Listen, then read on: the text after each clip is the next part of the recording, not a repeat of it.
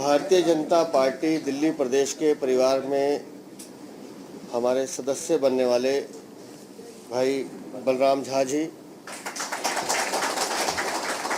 बहन पूनम जी, बहन प्रतिभा झा जी, राम अवतार जी, राम प्रकाश और जितने आप यहाँ साथी हैं, आप सबका मैं हृदय से अभिनंदन और आभार प्रकट करता हूँ।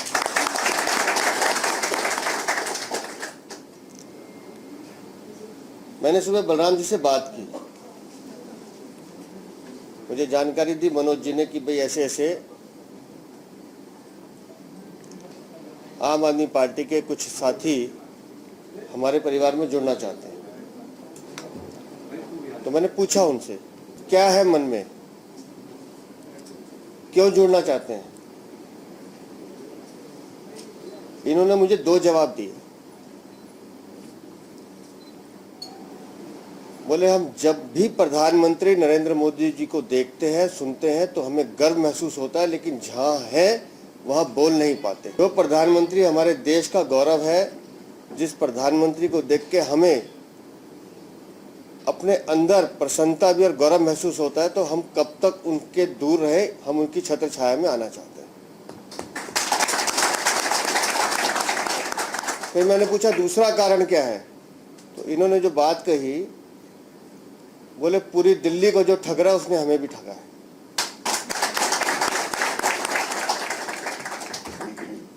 बोले क्रांति की बात की, परिवर्तन की बात की, नए नए सपने दिखाए, लेकिन वो सारे सपने, सारा परिवर्तन, वो सारी क्रांति उनके घर के अंदर होके रह गई और हम सबको ठग लिया उन्होंने। बोले शराब वाले आंदोलन पे हम मना करते थे, इनको अपनी बात अपने विधायक के माध्यम से पहुंचाते थे कि ऐसे मत कीजिए, समाज का जुआ बिगड़ जाएगा। तो बोले हमें चुप करा देते थे, कहते थे केंद्र की साजिश से कुछ नहीं होगा। बोले उन दो तो जेल गए, अब ये भी जेल जाने वाले, तो अब जेल जाने वाले के साथ कौन रहेगा। मुझे अच्छा ये लगा बलराम जी बात करके कि आप सब लोग समाज के प्रहरी हैं, जितने भी साथी यहाँ बैठे हैं। हम सब लोग समाज में कुछ करना चाहते हैं, समाज को कुछ देना चाहते हैं, और आपका जो दर्द है वो पीड़ा मैं समझता हूं, लेकिन आपको ये विश्वास दिलाता हूं संगठन के प्रमुख होने के नाते कि अगर मैं आपका स्वागत कर रहा हूं तो आपको अपने परिवार में जोड़ रहा हूं, तो इस विश्वास के साथ जोड़ रहा हूं कि आपकी हर आवाज, आपकी हर सोच के साथ हम जुड़े रहें। और भारतीय जनता पार्टी विश्व की सबसे बड़ी पार्टी है। भारतीय जनता पार्टी जिंदाबाद, भारतीय जनता पार्टी जिंदाबाद। और जिस लड़ाई को लेकर हम चल रहे हैं, मैं बार बार कह रहा हूं कि जिस लड़ाई को लेकर हम चल रहे हैं, यकीन मानिए आपके आने से वो लड़ाई और मजबूत होगी, और उसको जिस परिणाम तक पहुंचाना है मनोज भाई, हम सब मिलकर उसको उसके अंजाम तक पहुंचा के छोड़ेंगे, ये मैं आपको विश्वास दिला रहा हूं। आप दिल्ली में चोरी भी करेंगे, डाका भी डालेंगे, ठगेंगे भी, और कोई जनता आपसे नहीं पूछेगी, गलतफहमी है आपकी। जिस जनता ने अरविंद केजरीवाल को कुर्सी पे बिठाया, यही जनता उसको उतार के भी लाएगी और उसको दिखाएगी तेरी सच्ची तस्वीर क्या है। तो पुनः एक बार आप सबका इस परिवार में स्वागत है। करते रहेंगे, बात करते रहेंगे और मिलकर काम करेंगे, और यकीन मानिए जैसी दिल्ली, भ्रष्टाचार रहित दिल्ली, स्वच्छ दिल्ली, हरित दिल्ली जो हम बनाना चाहते हैं, मिलकर बनाएंगे और इस सपने को पूरा करेंगे। बहुत बहुत धन्यवाद। धन्यवाद अध्यक्ष जी, धन्यवाद हरीश भाई, और मेरे तरफ से स्वागत बलराम झा जी, प्रतिभा जी, रामकिशोर जी, रामकिशोर ठीक नाम लेगा, राम प्रकाश शर्मा जी, पूनम झा जी और पूनम जी, और साथ में हमारे जितने साथी सामने बैठे हैं, अभी हमें फोटो खींचेंगे आपस में, उसको सबको बताने के लिए मैं अपने भारतीय जनता पार्टी के बहुत ही कर्मठ और सुयोग्य अध्यक्ष भाई वीरेंद्र सचदेवा जी को मैं बहुत धन्यवाद देता हूं कि उन्होंने अपना समय इस महत्वपूर्ण ज्वाइनिंग के लिए निकाला और स्वयं उपस्थित हुए। दोस्तों, इसमें कोई दो राय नहीं है कि भारतीय जनता पार्टी दिल्ली प्रदेश का प्रदेश अध्यक्ष, उनके पास बहुत सारी जिम्मेदारियां, बहुत सारी चुनौतियां हैं और खास तौर से उस प्रदेश में जहां सामने एक ऐसी पार्टी अपने झूठ और भ्रम के बदौलत थोड़ी देर के लिए जगह बना ली हो, जो इंसानियत का भी शत्रु है, दिल्ली के लोगों का भी शत्रु है और जो मुझे लगता है कि दिल्ली के भविष्य का ही शत्रु है वो, तो उसमें उनकी चुनौती तो है। फिर भी वो आए यहां क्योंकि बलराम झा और उनके साथियों की बीजेपी में ज्वाइनिंग,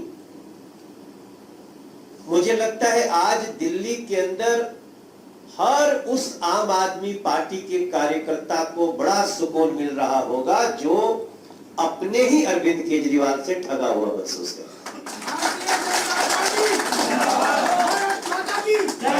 मुझे अध्यक्ष जी कई फोन आए हैं, मुझे हमारे जिला अध्यक्ष मोहन गोयल जी ने बताए, मुझे और भी साथियों ने बताए हैं कि भाई साहब ये ज्वाइनिंग नहीं है, ये अब वहां से जैसे कोई किसी पेड़ को छोड़ करके उससे दुखी पक्षी निकलना शुरू करते हैं, उसी प्रकार से अब आम आदमी पार्टी के कार्यकर्ता आम आदमी पार्टी को छोड़ करके भारतीय जनता पार्टी, और इसकी शुरुआत हुई।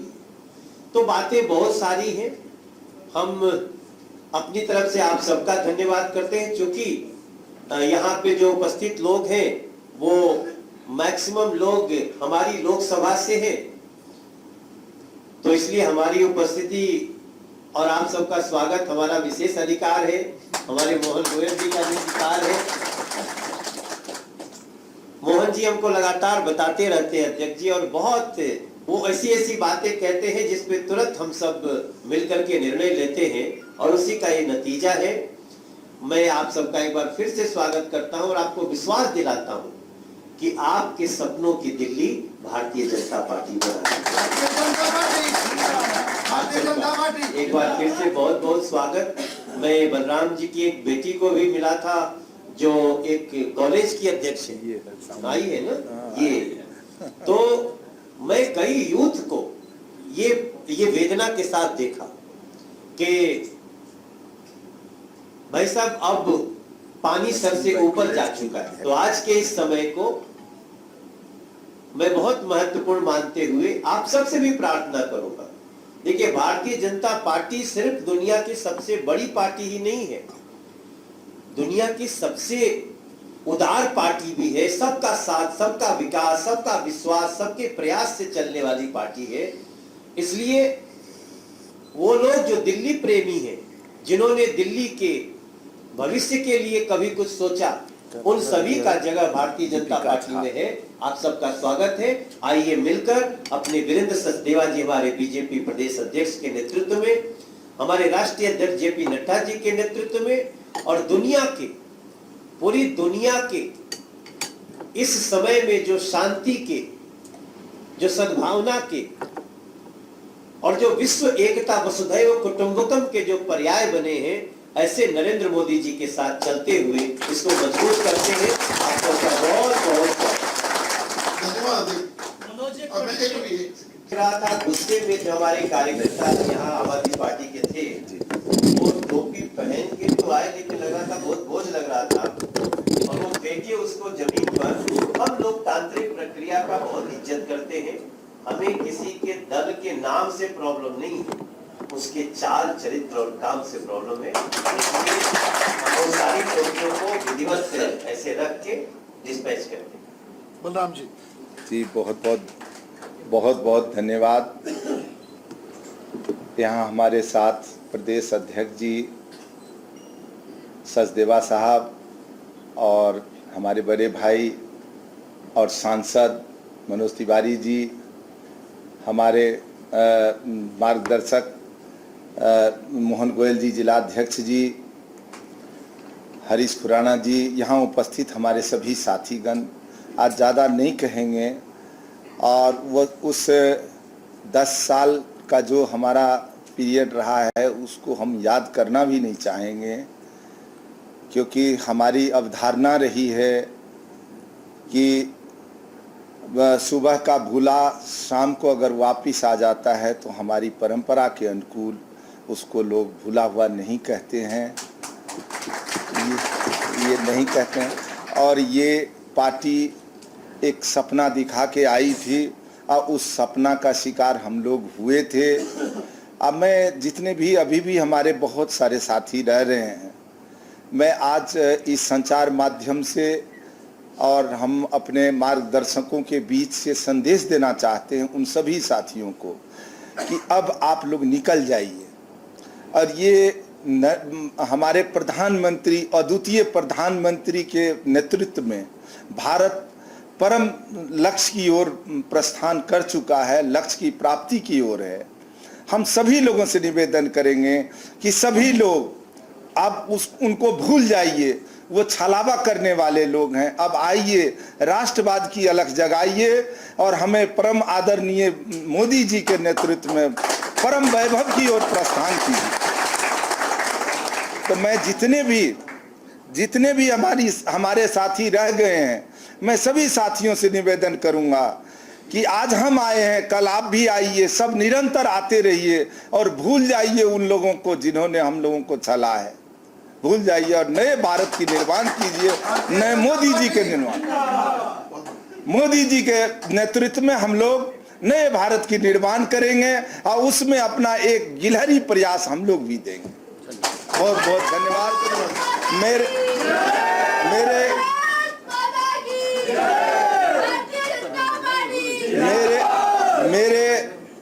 अभी के प्रयास में मैं एक चीज उद्धृत करना चाहता हूँ। हमारे बीच में बहुत लंबे समय से और मनीष राणा जी और इन लोगों का मैं शुक्रगुजार हूं कि हमें मोहन गोयल जी के साथ पहुंचाए और इनके नेतृत्व में हम यहां तक पहुंचे हैं। आप गंगोत्री में हमारा आगमन हुआ है, इसके लिए मैं बहुत बहुत शुक्रिया। मेरा कहना यह है कि संजय सिंह बचने की चेष्टा में जो भी करना चाहे उनका स्वागत है, वो लोकतंत्र में कर सकते हैं, लेकिन जांच एजेंसी को नोटिस भेजे तो जवाब जांच एजेंसी देगी अपने हिसाब से। लेकिन संजय सिंह को फिर ये बताना पड़ेगा जांच एजेंसी को, जिसका हम बार बार जिक्र करते हैं कि शराब नीति में 3 बजे तक होटलों में शराब मिले, ये प्रपोजल किसका था। संजय सिंह को ये बताना पड़ेगा कि दिनेश अरोड़ा से उनके क्या संबंध हैं। संजय सिंह को ये बताना पड़ेगा कि शराब नीति में शराब पीने की आयु 25 से घटा दी जाए, 21 वर्ष कर दी जाए, वो प्रपोजल किसका था। शराब नीति से होटल के जितने रेस्टोरेंट ऑनर्स की मीटिंग बुलाकर चुनाव के लिए 100 करोड़ रुपये इकट्ठा करना है, वो संजय सिंह को टारगेट किसने दिया था। ये बातें संजय सिंह ईडी को बताए। जांच एजेंसी और संजय सिंह का मामला, इसमें हमें कुछ नहीं करना। मैं फिर एक निवेदन कर रहा हूँ कि संवैधानिक पद पे माननीय उपराज्यपाल जी हैं और मुख्यमंत्री और उनका संवाद आपस में चल रहा है, उसमें हमें कुछ नहीं करना। क्योंकि आप सबको ज्ञात होगा कि अरविंद ने पहले कहा था कि मैं कमिश्नर था इनकम टैक्स, और एक इनकम टैक्स का जो अधिकारी होता है वो